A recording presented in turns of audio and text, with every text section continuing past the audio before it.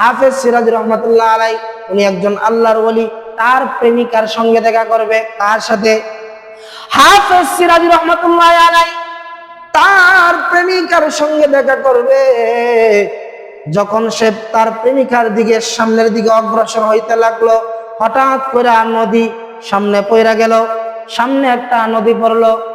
এখন নদীর মধ্যে পানি আছে, নদীর মধ্যে স্রোত। এই নদীটা কেমনে পাড়ি দিবে? চিন্তার মধ্যে পড়ে গেল, চিন্তার মধ্যে পড়ে গেল।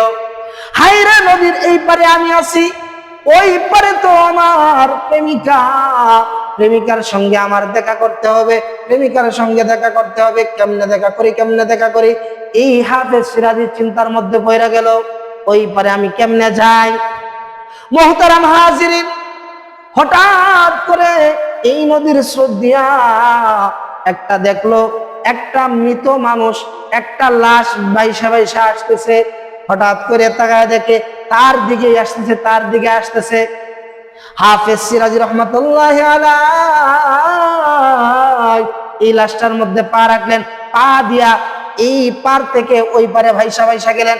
যাওয়ার পর প্রেমিকার সঙ্গে দেখা করতে যাইলো। তখন আল্লাহ রাব্বুল আলামিন এই লাশের জবানটুকু কইলা দিয়েছে। সুবহানাল্লাহ। লাশের জবান আল্লাহ খুলতে পারে কিনা? পারে কিনা? অর্ধ পৃথিবীর বাদশা, আল্লাহর নবীর সাহাবী হযরতে ওমর ফারুক রাদিয়াল্লাহু তাআলা আনহু কবরের পাশে গেলেন, কবরের পাশে গেলেন। কবর যখন সামনে দেখলেন, কবরের পাশে গিয়া আল্লাহর কালাম তিলাওয়াত করলেন। ওয়ালিমান খাফা মাকামা রাব্বিহি জান্নাতান, ওয়ালিমান খাফা মাকামা রাব্বিহি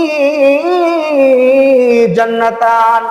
এই তিলাওয়াত যখন করলেন, তিলাওয়াত করার সঙ্গে সঙ্গে কবর থেকে আওয়াজ দিল, এ উমর, তুমি যে আয়াতখানা তিলাওয়াত করলা, আল্লাহ রাব্বুল আলামিন এই কথাই আমাকে জানায়া দিয়েছে, আমাকে সেই বিষয়ের উপর স্থাপিত করছে।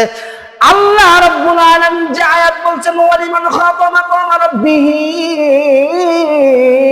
জান্নাতান, আল্লাহ রাব্বুল আলামিনের দুনিয়ার জমিনের মধ্যে নিয়ামত পাওয়ার পর আল্লাহর বান্দা বান্দীরা যখন আল্লাহর সেই সময়টাকে প্রাধান্য দিয়া নেক আমল কইরা যখন এই জান্নাতের মধ্যে আসবে, এই কবরের মধ্যে যখন আসবে, আল্লাহর বান্দা বান্দি নেক আমল করার পর যখন কবরের মধ্যে আসবে, আল্লাহ রাব্বুল আলামিন সেই মানুষটাকে দুইটা পুরস্কার দিবে। সুবহানাল্লাহ।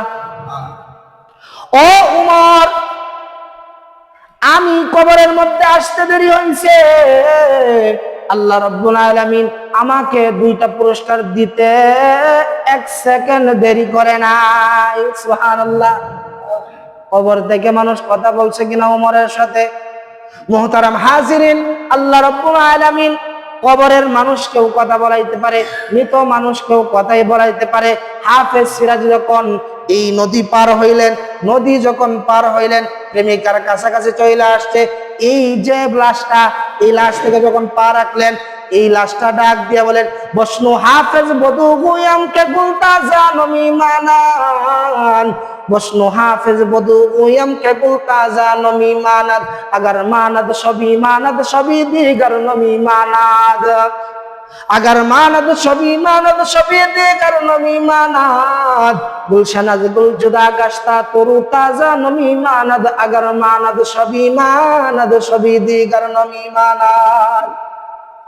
এই লাশটা ডাক দিয়ে বলতেছে, ও হাফেজ সিরাজি, ও হাফেজ সিরাজি, তুমি যে দুনিয়ার জমিনের মধ্যে যুবক মানুষ, দুনিয়ার জমিনের মধ্যে তুমি যুবক, তোমার পাওয়ারফুল অবস্থা, তোমার হাতের মধ্যে জোর আছে, তোমার পায়ের মধ্যে জোর আছে, তোমার গায়ের মধ্যে জোর আছে, তোমার যে বডি আছে, তোমার যে দেহটা আছে অনেক সুন্দর হইতে পারে। ও হাফেজ সিরাজি, তুমি পাওয়ারফুল হইতে পারো, আমিও তো তোমার মতো একজন যুবক, আমার দেহটা কিন্তু কম না, আমার হাত আছে, আমার পা আছে, আমার জবান আছে, আমার মাথা আছে, আমার অঙ্গ প্রত্যঙ্গ যতটা আছে তোমারও ততটা আছে, তোমার যতটা আছে আমার ততটা আছে, কিন্তু আমার মধ্যে রূহ নামক জিনিসটা নাই, জীবন নামক জিনিসটা নাই। আমার যে নিঃশ্বাস আছে সেই নিঃশ্বাসটা চলে গেছে, তোমার মধ্যে আছে, পার্থক্য এটাই। কিন্তু হাফেজ সিরাজি, তুমি তোমার প্রেমিকার সঙ্গে দেখা করার জন্য ওই পার থেকে ওই পারে আমাকে বাহন বানায়া তুমি আসলা। আমি একজন মৃত লাশ, আমিও তো একজন মানুষ, আমাকে বাহন বানায়া তুমি এই পারে আসলা। ও হাফেজ সিরাজি, তুমি একটা জিনিস চিন্তা করবা, আমি যুবক মানুষ, আমার কিন্তু মৃত্যু হয়েছে, তোমারও তো মৃত্যু হবে, তোমার তো চিন্তার দরকার আল্লাহ রাব্বুল আলামিনের কাছে তোমার কি হিসাব দিবা। গুলশানাজ গুল জুদা গাছটা তরু তাজা নমি মানাত, আগার মানাত সবই মানাত, সবই দিগার নমি মানাত। কবি বলতেছেন, ও হাফেজ সিরাজি, ও হাফেজ সিরাজি, তুমি যেরকম ভাবে তোমার সুঠাম দেহের অধিকারী নিয়া তুমি যুবক মানুষ, তুমি পাওয়ারফুল হইয়া ওই নারীর কাছে আসলা, বাগানের ফুল যেরকম ভাবে, বাগানের ফুল যেরকম ভাবে গাছের মধ্যে যতক্ষণ থাকে, যখন কুইটা থাকে, যখন তার পাওয়ার থাকে, ততক্ষণ পর্যন্ত তাকে সম্মান করে। বাগানের ফুলের প্রতি মহব্বত থাকে মানুষের, যখন সেই ফুলটা নিচের দিকে জয়রা পয়রা যায়, মাটির দিকে যখন পয়রা যায়, এই ফুলের দাম তাকে নি, এই ফুলের দাম তাকে নি। গুলশানাজ গুল জুদা গাছটা তরু তাজা নমি মানাদ, আগার মানাদ সবই মানাদ, সবই দিগার নমি মানাদ। যতক্ষণ পর্যন্ত সেই ফুলটা তার গাছের মধ্যে থাকে, যতক্ষণ পর্যন্ত সেই ফুলটা তার ফুলটা থাকে, ততক্ষণ পর্যন্ত সেই ফুলের দাম থাকে মানুষের কাছে।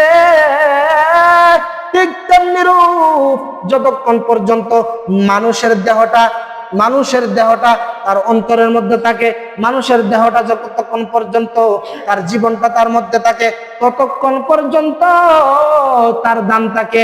আর যখন মানুষের দেহটা চইলা যায়, ফুলেরটা যেরকম ভাবে নিচের দিকে পইরা যায়, ফুলের যেরকম মূল্য থাকে না, ফুলের যেরকম ভাবে মূল্য থাকে না, মানুষের জীবনটা যখন তার থেকে বের হয়ে যায়, তখন তার মূল্য থাকে না।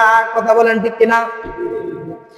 একটা মানুষ যতক্ষণ পর্যন্ত হায়াতের জিন্দেগি পাইয়া তার ঘরের মধ্যে থাকবে,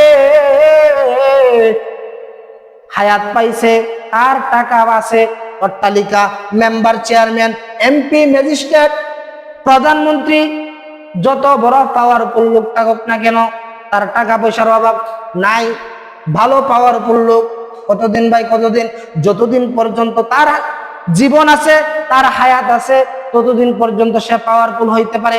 কিন্তু যখন তার জীবনটা চলে যাবে, যখন তার রূহটা আল্লাহ রাব্বুল আলামিন আজরাইল আলাইহিস সালাতু ওয়াস সালামের মাধ্যমে নিয়ে যাবে, নিয়ে যাওয়ার পর তার এমন অবস্থা হবে, তার দুনিয়াতে কোনো কিছু থাকবে না।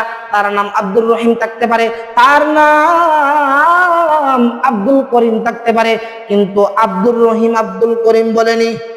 কয় না না না, তার নাম আব্দুর রহিম থাকতে পারে, আব্দুল করিম থাকতে পারে।